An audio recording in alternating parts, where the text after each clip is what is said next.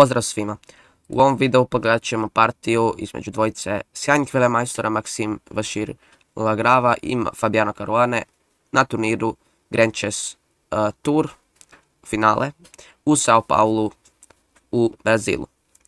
Ovaj turnir je malo drugačiji zato što se kombiniraju više tempa i zato što se igra eliminacijski turnir. I ova partija nas očekuje sa zanimljivim potezima, poučnima i odličnima za gledanje. Ako ste spremni, možemo početi. E4 i crni igra C5. Sicilijanska odbrana i sada slijedi skakač F3 i skakač C6. D4 otvorena i sada slijedi CD4 i naravno skakač D4, nakon čega slijedi E5, skakač B5, D6, skakač C3, A6, skakač A3, skakač F6 i sada lovac G5, podvezivanje skakača. Slijedi B5, dva cilja ima, taj potez jedan je da se odigra lovac B7, a drugi je da se odigra B4 i da budu škarice na skakače. Slijedi lovac F6 i sada G6. Ovaj potez izgleda čudno, no ima vrlo jednostavno objašnjenje. U slučaju da crni jede na dama F6, slijedi skakač D5 i napad na damu i tu je bijeli dosta bolji. Sljedeće neki C4 možda i jednostavno bijeli u ovoj poziciji bolji. Zato crni igra G6. Sada slijedi skakač D5, no sada ide F5. Slijedi lovac D3 i lovac E6. Vidimo kako crni ima pritisak i na D5 i na E4. Slijedi mala rohada i sada lovac G7. To je potez kojim crni razvija lovca i također priprema se za rohadu. Sada slijedi dama H5. Potez koji dodatno pritišće polje F5. No također uvodi damu u igru, te u slučaju nekih rohada bilo bi dosta zeznuto za crnog. Slijedi top B8 i sada C3 naravno i F4. Crni pokušava zablokirati poziciju na prostoru gdje je kralj slab. Slijedi skakač C2 i sada A5. U ovoj poziciji bijeli igra B4. Napada, naravno, i sada slijedi mala rohada i A4. To je zanimljiv potez jer sada slijedi BA4, top A4 i sada je tu došlo do razmjene pješaka, no naravno bijelome se to isplatilo zato da mu se otvori tabla, a ima spojene topove, dok crni je ih jedva spojio, teško će ih uvesti odmah u igru. Slijedi H6 i sada top BA5. Sada već bijeli ima slobodnjaka, ali ne zadugo jer naravno crni jede na A5. Sada slijedi skakač CB4, vidimo da se bijeli posložio čvrsto i sada slijedi top C8. To je potez koji napada naravno C3, sada slijedi top D1, kralj H8. To su svi nekakvi strateški potezi, recimo kralj H8. Plan je staviti topa u nekim slučajevima na G8 ili recimo lovac F6, možda, ali teško. Slijedi lovac C2 i sada skakač B3. Topa 7, topovi najbolje idu na 7. ili drugi red, ovisi koja je igrač boja. Slijedi skakač C5, oba igrača su napravili nekakvu blokadu, nekakvu vrstu blokade i sada bijeli ima inicijativu u ovoj poziciji. Slijedi lovac F3 i sada skakač na D7.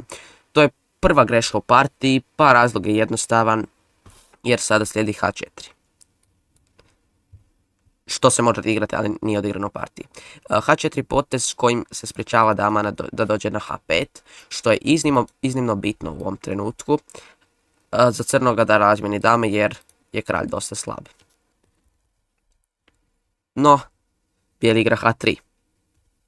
I sada slijedi top C4, još jedna greška crnoga. To je greška jer opet postoji H4, ali postoji lovac G4, razmjena lovca i onda trenutno možemo vidjeti što će se dogoditi. Nakon razmjene lovca dama više ne može doći na G5 jer pada skakač. Jako zanimljiva taktika, no crni bijeli nije vidio, crni se izvukao i bijeli igra top E1 grešku. Slijedi dama G5 i sada slijedi razmjena dama. Top na A6 i sada top FC8. I sada, iako u ovoj poziciji bijeli ima pješaka više, slijedi lovac na F8. Napada topa i kada se top makne, sada dolazimo do prekrasnog dijela partije. Kažem zašto slijedi top C3. Kakav potez, i to je Fabiano rašao sa samo 16 sekundi na satu. Dodatak je 2, ako nisam napomenuo, blitz partija 5+2 i dodatak je 2 na 2 sekunde. Top C3 i sada slijedi skakač C3 naravno i pazite sad lovac B4. I sada izgleda nakon što crni osvoje ovog skakača, crni će biti bolji. Ali ne ide to tako. Jer sada bijeli igra top D1. Kakav potez. I sada je isto dosta potrošio vremena ovih par poteza. Bijeli pa i on ima isto malo vremena. Ali top D1 je sjajan potez zato što sada na recimo lovac C3 bi slijedilo top E6, F6 i pada skakač na D7. I ovdje se pozicija igra, no ipak rekao bih da je malo teže crno. Slijedi skakač C5, napad na topa i na skakača i dalje ostaje. I sada slijedi još jedan prekrasan potez bijeloga, a to je top E6. I sada F6. Teško je, kad se jednom shvati, lagano je za shvatiti, ali teško je u ovom trenutku shvatiti možda zašto je to potez tako dobar i žrtva, pa jednostavno je zapravo. Crni napada C3 i topa na A6. Ako bi crni recimo pomaknuo topa na A2, crni uzima ovog i ipak kao po materijalu ima +1. I ima svakakve napade, znači jednostavno bolje, ima 3 lake figure koje sve živo napadaju. Znači čak bi po materijalu crni bio bolji, ovo je jedina opcija gdje se mijenja sve i tu je pozicija 0-0. Sada slijedi kralj G7, top B1 napad na lovca, lovac A5, top C1, kralj F6 i sada G3, lovac B6, kralj G2, top D8, top B1, top D6, skakač C1 i dalje jako malo vremena igraju, nemaju ni vremena za smisliti bilo što. Sada slijedi lovac A7, top A1, top D7, top A2, lovac B6. Izgleda kao da obojica zapravo nemaju što igrati, naravno ni nemaju, i da više, po meni rekao bih da Fabiano ne želi ići na pobjedu, nego mu je dobar remi. Jer crnima u blicu je remi izvrstan. Top B2, top D6 i H4, GH4 i GH4.